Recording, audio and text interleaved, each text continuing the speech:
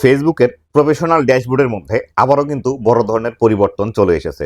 তো কোথায় কোথায় পরিবর্তন এসেছে এবং বর্তমানে এই পরিবর্তনগুলো কিভাবে আপনি দেখতে পারবেন আজকের এই ভিডিওটিতে বিস্তারিত আপনাদেরকে দেখাবো। তো বন্ধুরা, আপনি যদি আমার চ্যানেলে প্রথমবার এসে থাকেন অবশ্যই চ্যানেলটি সাবস্ক্রাইব করে দিয়ে পাশে আসা বেল নোটিফিকেশনটি অন করে দিবেন, যাতে করে ভবিষ্যতেও ফেসবুক রিলেটেড এমন আরও ইনফরমেটিভ কন্টেন্টগুলো আপনারা পেতেই থাকেন।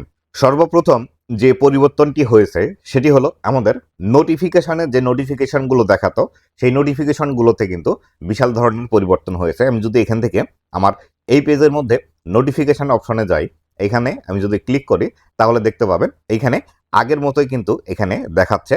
তবে এখান থেকে বর্তমানে অন্য আরেকটি আমার আইডি থেকে দেখলে এই যে নোটিফিকেশনগুলো আমরা যেভাবে দেখছি এইভাবে কিন্তু আসে না। তো এই ক্ষেত্রে আমরা এই বিষয়টি নিয়ে অনেকেই কিন্তু এইখান থেকে চিন্তায় পড়ে যাই যে নতুন যখন কোনো একটি আপডেট আসে তখন কিন্তু আমরা এই বিষয়গুলো আর মানতে পারি না। তো আমি এখান থেকে দিয়ে দিচ্ছি, দেখুন এইভাবে কিন্তু বর্তমানে নোটিফিকেশনের এই বিষয়গুলো দেখাচ্ছে। আবার যদি আমি এখান থেকে প্রফেশনাল ড্যাশবোর্ডের মধ্যে প্রবেশ করি, প্রফেশনাল ড্যাশবোর্ডের মধ্যে আসার পর এখান থেকে কন্টেন্টের যে বিষয়টি আছে এই কন্টেন্টের উপর যখন আমি ক্লিক করে দিব, কন্টেন্টের উপর ক্লিক করে দেওয়ার পর দেখুন আমাদের ভিডিওগুলো কিন্তু এখন এইভাবে দেখাচ্ছে।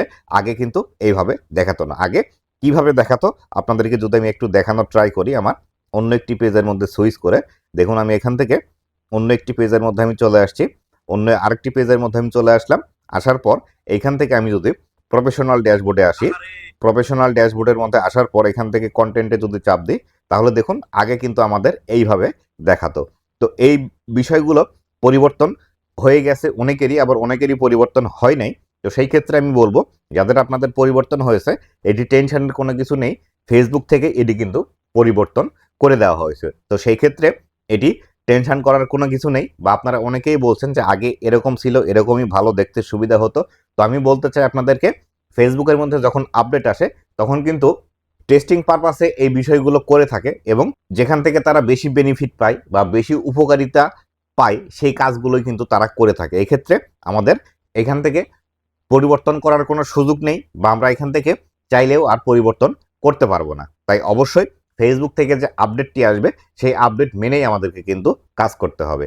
তো বন্ধুরা, এই ছিল আজকের ভিডিওটি কেমন লেগেছে অবশ্যই জানাবেন এবং ভবিষ্যতে ফেসবুক রিলেটেড এমন আরও ইনফরমেটিভ কন্টেন্টগুলো পাওয়ার জন্য অবশ্যই আমার ফেসবুক পেজ এবং ইউটিউব চ্যানেল সাথেই থাকবেন। ধন্যবাদ সবাইকে।